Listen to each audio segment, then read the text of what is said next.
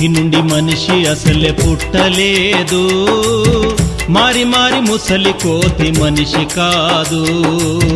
కోతి నుండి మనిషి అసలే పుట్టలేదు, మారి మారి ముసలి కోతి మనిషి కాదు.